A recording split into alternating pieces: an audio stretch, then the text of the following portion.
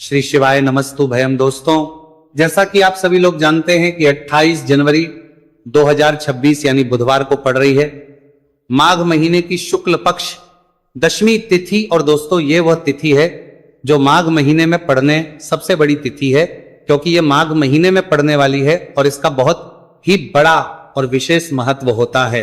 पूज्य गुरु जी ने कहा है कि अगर कभी भी मौका लग जाए और माघ महीने की दशमी तिथि बुधवार को पड़ जाए तो आप लोगों को 7 हरा दूर्वा का उपाय तो अवश्य ही करना चाहिए। इन दोनों का संयोग बहुत ही कम आता है।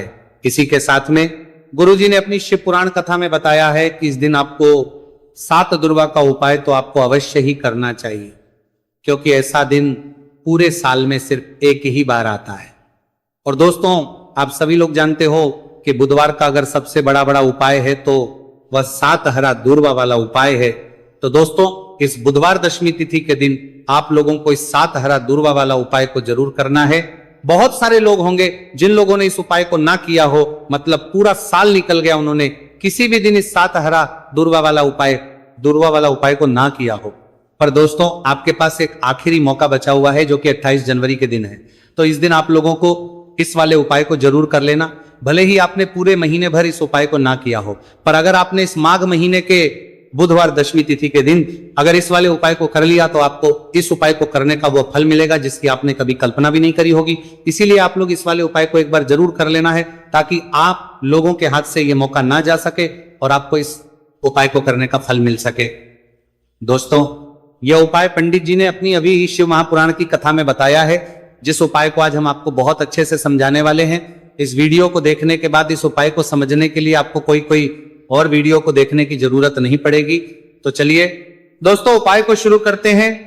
देखिए, ये इस माघ महीने के बुधवार दशमी तिथि के दिन ये इतना खास होता है, इतना महत्वपूर्ण होता है। देखा गया है कभी कभी बड़े पूजा पाठ अनुष्ठान से जो मनोकामना पूर्ण नहीं होते, वह माघ महीने के बुधवार दशमी तिथि के दिन एक छोटे से उपाय करने से ही आपकी मनोकामना पूर्ण हो जाती है। और बहुत सारे लोगों ने इस उपाय को किया भी है और उनको इस उपाय को करने का फल भी जरूर मिला है।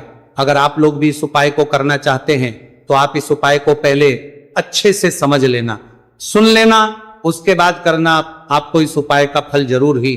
और इस उपाय को कर लेने से आपके घर में चाहे किसी भी प्रकार की दुख और समस्या क्यों ना चल रही हो, आपको उसका कारण भी नहीं पता है कि भाई यह समस्या किस कारण से चल रही है। उसका कुछ भी कारण हो सकता है, जैसे इसे पितृदोष हो सकता है या किसी भी तरह का मंगल दोष भी हो सकता है। तो इस दिन आप लोगों को यह वाला उपाय कर लेना है। ये एक ऐसा उपाय है जिस उपाय को अगर किसी विशेष दिन पर किया जाए तो भाई उस विशेष दिन का जो है वह तो मिलता ही मिलता है। पर हमने उस दिन पर इस उपाय को किया है तो हमें उससे भी बड़ा फल मिलता है, और फल बहुत जल्दी मिलता है, क्योंकि आप इस उपाय को बहुत ही बड़े और विशेष दिन पर कर रहे हो। तो चलिए अब उपाय के बारे में बात करते हैं।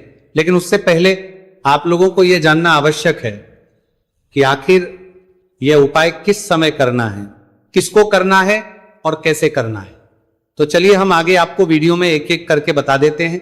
उससे पहले अगर आप लोग हमारे चैनल पर पहली बार हैं तो हमारे चैनल को सब्सक्राइब करना ना भूलें। और अगर आपके पास कोई सवाल है तो आप हमें कमेंट बॉक्स में बता सकते हैं।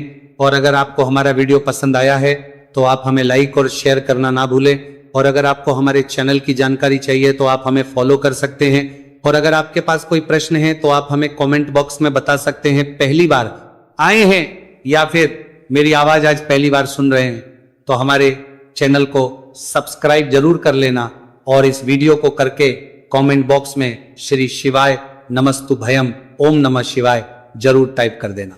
तो दोस्तों, इस 7 दुर्वा वाला उपाय को हमें इस बुधवार दशमी तिथि के दिन कैसे करना है, किसको करना है, किस समय करना है और कहां पर करना है, ये सारे सवालों के जवाब आपको इस वीडियो में मिल जाएंगे। और जो ये वीडियो देखेगा भाई, उसको 7 हरा दूर्वा वाला उपाय जरूर करना चाहिए, क्योंकि इस दिन 7 दूर्वा का भी बहुत ही बड़ा और विशेष महत्व होता है। और जब बात आ जाए हरा दूर्वा की तो यह सोने पर सुहागा वाली बात हो जाती है, और यह एक बहुत ही बड़ा उपाय हो जाता है इस बुधवार दशमी तिथि का। तो अब दोस्तों, इस 7 हरा दूर्वा वाला उपाय को आखिर करना किसको है, सबसे पहले हम लोग वो बात जान लेते हैं। तो देखो, घर की जो बड़ी माताएं बहनें होती हैं, उन माताओं बहनों में से कोई भी एक बड़ी माता बहन इस वाले उपाय को कर सकती हैं। और दोस्तों, अगर आप चाहें तो अपने घर में से सभी सदस्यों भी इस उपाय को करवा सकते हैं। अगर किसी व्यक्ति की खुद की कोई मनोकामना है, खुद की कोई दुख और परेशानी है जो कि वह अपने लिए ही करना चाहता है, इस वाले उपाय को तो वह खुद अपने लिए भी कर सकता है।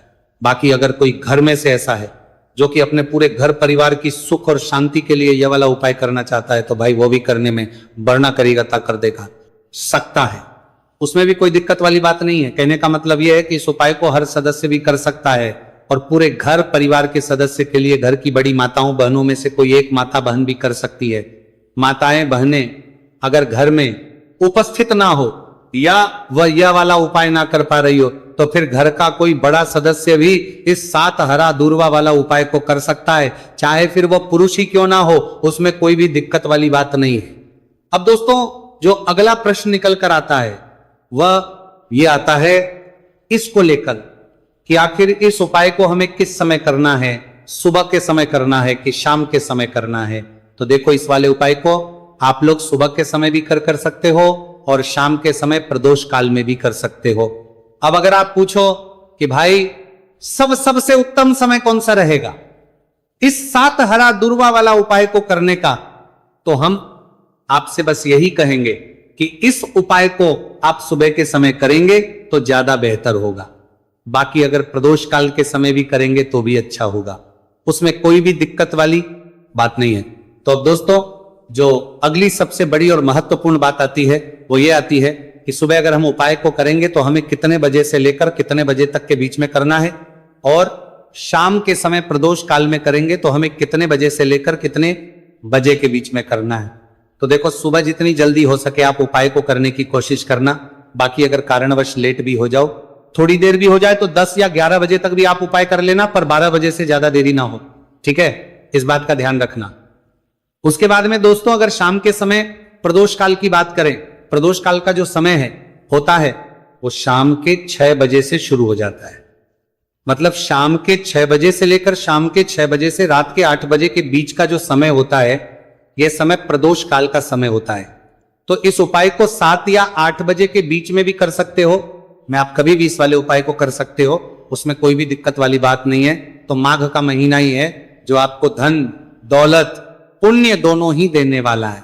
माघ के महीने में तुलसी का पूजन करके श्री हरि विष्णु से जुड़े हुए कुछ उपाय करके आप अपने जीवन की निर्धनता, धन से जुड़ी समस्याएं, कर्जे से जुड़ी समस्याओं को हमेशा के लिए दूर कर सकते हैं। ये वही महीना है जिस माह में भगवान विष्णु योग निद्रा से जागते हैं। भगवान विष्णु को तुलसी अति प्रिय है, इसलिए उनकी पूजा में भी विशेष रूप से हम तुलसी का उपयोग करते हैं। और बिना तुलसी दल के, बिना तुलसी मैया के श्री हरि विष्णु की पूजा और उनका भोग दोनों ही अधूरे होते हैं।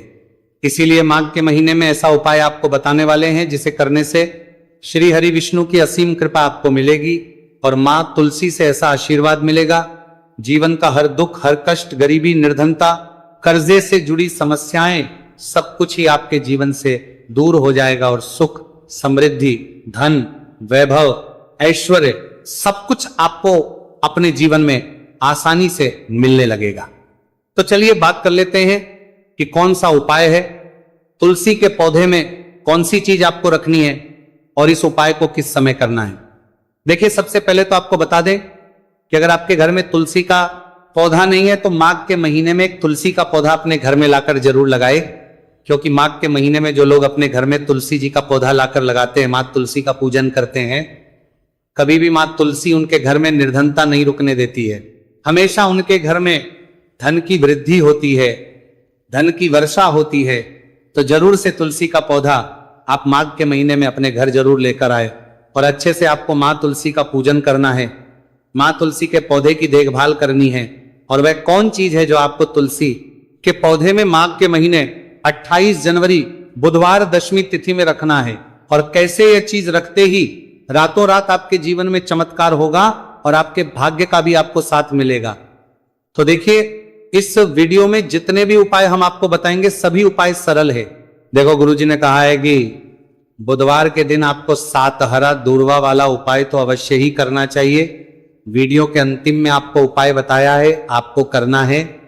देखो, आगे बढ़ने से पहले वीडियो को एक लाइक जरूर करें। देखो, सबसे पहला उपाय, यदि आपके जीवन में कर्जा बहुत अधिक है, आपके जीवन में संकट बहुत अधिक रहते हैं, आपके ऊपर बहुत अधिक विपदा आ रही है, बार बार आपको अपने व्यापार में और अपने धन में हानि देखने को मिल रही है, यानी कि आपको प्रत्येक कार्य में हानि हो रही है, तो आपको यह उपाय करना चाहिए। इस उपाय को करने के लिए आपको दो चीजों की आवश्यकता होगी। सबसे पहले है, आप जानते हो, जो कि भगवान गणेश जी को समर्पित होती है, तो आपको वह हरा दुर्वा की आवश्यकता होगी। साथ ही में 1 लोटा जल की आवश्यकता होगी। और आप जब भी उपाय को करें, जिस दिन भी आपको करें, तो आपको प्रातः कल सुबह वो करना है। इस बात का विशेष रूप से आपको ध्यान रखना है, ठीक है। तो आपको एक हरा दुर्वा लेनी है। अगर आधा हरा दुर्वा भी मिल जाती है तो भी कोई दिक्कत नहीं है। बस आपको हरा दुर्वा है, अगर ज्यादा ना मिले तो उस स्थान पर एक हरा दुर्वा भी ले सकते हैं। हरा दुर्वा आपको आसानी से कहानी पर भी मिल जाएगी। बस याद रखिएगा, शुद्ध दुर्वा, और मतलब उसे शुद्ध करके ही उपयोग में लीजिएगा, है ना। तो आपको करना क्या है, एक हरा दुर्वा या एक से ज्यादा भी हरा दुर्वा आप लोग ले सकते हैं। तो एक हरा दुर्वा अपनी ले लीजिए। एक हरा दुर्वा के साथ में आप एक लोटा जल ले लीजिए और इन दोनों ही चीजों को लेकर शिवाजी के मंदिर पहुंच जाइए। जी के मंदिर पहुंचकर सबसे पहले आप शिवाजी के पास में बैठ जाइए। शिवाजी के पास में बैठने के बाद जो शिवाजी की शिवलिंग होगी, शिवलिंग के ऊपर सबसे पहले आपको यह दुर्भाग्य को समर्पित करना है। दुर्भाग्य को कुछ इस प्रकार से समर्पित करना है कि जो दुर्भाग्य दांडी का मुख होगा वो जलधारी की तरफ हो, जहां से जल नीचे करता है ना। और जो हरा दुर्वा का मिला हुआ भाग होगा वो अपने आप शिवाजी के पीछे की तरफ हो जाएगा, ठीक है। तो इस प्रकार से ये हरा दुर्वा का ये दुर्वा आपको भगवान शिवाजी का शिवलिंग के ऊपर समर्पित करनी है। और जो 1 लोटा जल आप अपने साथ लेकर आए हैं, इसी दूर के ऊपर भगवान शिवजी के शिवलिंग के ऊपर एक धारा से आपको समर्पित कर देना है, ठीक है। अब यहां पर देखने बात यह है कि यह उपाय इस व्यक्ति को करना है जिस व्यक्ति की नौकरी नहीं लग रही हो, जो व्यक्ति परीक्षा में पास होना चाहता हो, तो इस व्यक्ति को अपने हाथों से इस उपाय करना है, तभी उपाय काम करेगा, ठीक है। उपाय को करने के बाद आपको 3 महीने उपाय आपको कब तक करना है, जब तक कि आपकी नौकरी ना जाए। जब तक आप इस उपाय को नियम के साथ करो, आपकी नौकरी जरूर लगेगी। अब बात करते हैं दूसरे उपाय के बारे में। तो देखिए, दूसरे उपाय जो है, देखिए इस उपाय के लिए आपको मात्र 1 लौंग का जोड़ा लेना है, यानी कि 2 फूल वाली लौंग लेनी है। साथ में आपको मात्र थोड़ा सा शहद लेना होगा और इसी के साथ में आपको तांबे के पात्र अंदर शुद्ध जल लेना होगा। अब देखिए, इन सभी सामग्रियों को लेकर के आपको भगवान शिव के मंदिर में पहुंच जाना है। देखिए, ये उपाय आप सुबह से लेकर शाम तक कर सकते हैं। तो वो सबसे पहले तो आपके पास जो 2 फूल वाली लौंग हैं, उन्हें आपको शहद के अंदर अच्छे से डुबो है, यानी कि दोनों लौंग पर आपको अच्छे से शहद का लेपन कर देना है। अब आपको जो आपके पास 1 लोटा जल है, सबसे पहले तो उसे शिवलिंग पर धीरे धीरे समर्पित करना है और श्री शिवाय नमस्तु भयम इसका जाप करते हुए समर्पित कर देना है।